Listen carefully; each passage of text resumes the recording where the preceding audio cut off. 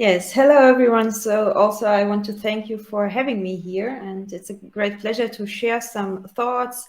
And most of these thoughts kind of relate to our role so far as scientists and as citizens in this pandemic. So I will just talk about what maybe for a global campaign towards elimination is needed. I think it's a huge challenge to initiate some kind of change on strategy at this point. It's so huge that it's maybe even impossible because the degree of change is really big for most governments on this planet, actually. It would be, so going for elimination would mean a radical reverse of the course for most countries.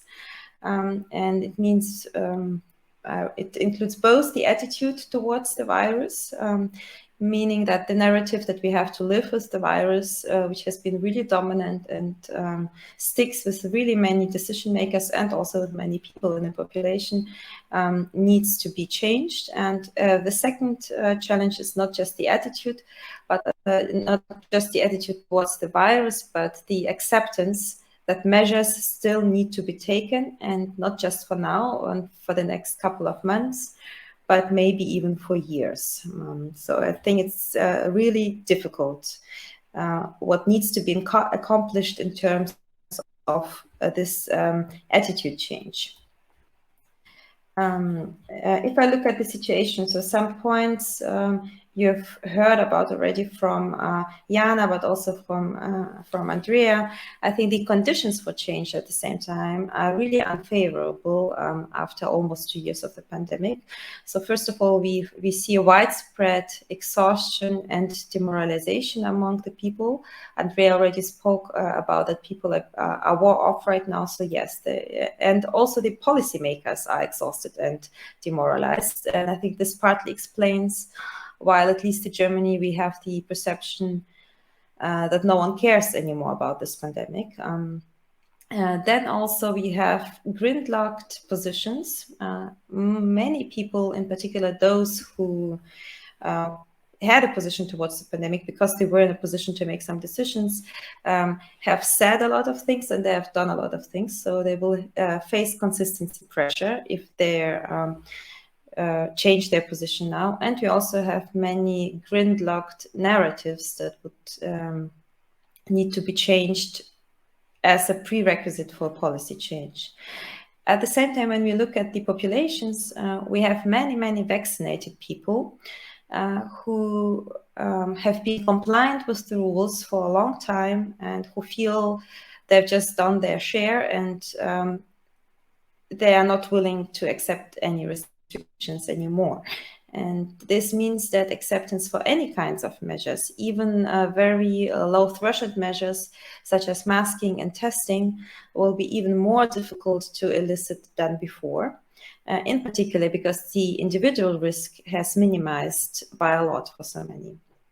And also, the trust into the government has decreased tremendously because promises over promises that the thing will end soon have been made, and herd immunity has been promised through vaccination, and also somehow it has been implied that the stage of endemicity that we are aiming for will be acceptable, which probably won't be the case.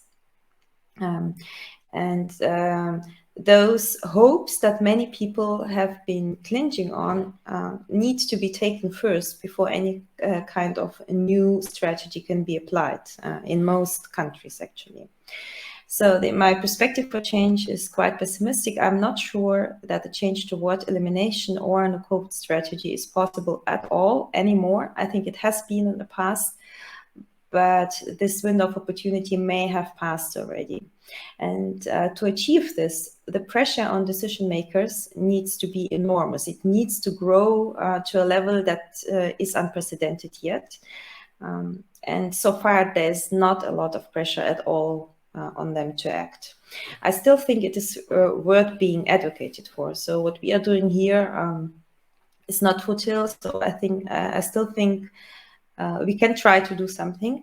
So I wondered, so what is it that actually could be done? And when I look at it, or when I would analyze our cause as someone who has not been involved in it, but just as a political scientist who's working on transnational campaigns on contentious issues, the big thing that I see here is that the advocacy has been way too limited to academics throughout this whole pandemic. So if you look at the people who have been advocated for sustainable containment, for elimination, in almost every country, these were scientists, be it Germany, UK, or also the US. And this advocacy has been very limited to scientists, and actually this is unusual. In other fields, such as arms control, which is my research field, usually we have a coalition of organized civil society and scientific advocacy. And here I observe a very puzzling advocacy vacuum by the civil society. I haven't seen any big civil society players from the humanitarian field, such as the ICRC or the Médecins Sans Frontières or CARE International, pushing for a different strategy when dealing with the coronavirus. Of course, there is no such big health advocacy organization like Amnesty International, for example, and the smaller advocacy organizations did not speak up on this very big strategic levels, but rather cared for sub-issues. So there has been no pressure from civil society on the governments to do something different, except from scientific groups like ours, or from individual citizens groups, which just don't have the power, and we don't have the resources and also not the right instruments, I think, for such a big advocacy campaign. So my conclusion would be that the coalition pushing for elimination needs to be diversified. What we need is a true global campaign, which can't be a purely academic campaign supported by individual citizens or citizens coalitions. But we need to get the non-academic civil society to work with us and to get involved into this cause, which means that we need the big humanitarian players and in particular the gatekeepers among them, like Amnesty International or the ICRC or even Human Rights Watch, because of course we are dealing with human rights issues here. So it needs to become a classical campaign, which is run by professional campaigners and involves a coalition of academics and humanitarian and human rights non-governmental organizations, in particular because the repertoire that they can use to advocate for certain causes is much bigger than ours. I think it doesn't just apply to me, but as an academic at the university position, most of us face some kind of institutional restrictions, but also how our public role is defined and what is expected from us and what is rather not expected from us is advocacy. It's not drama, it's not emotions. And I think we need people who are doing this part of the job and doing it better than we can.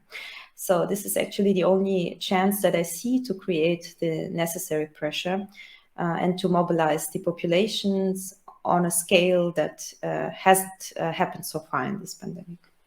Thanks.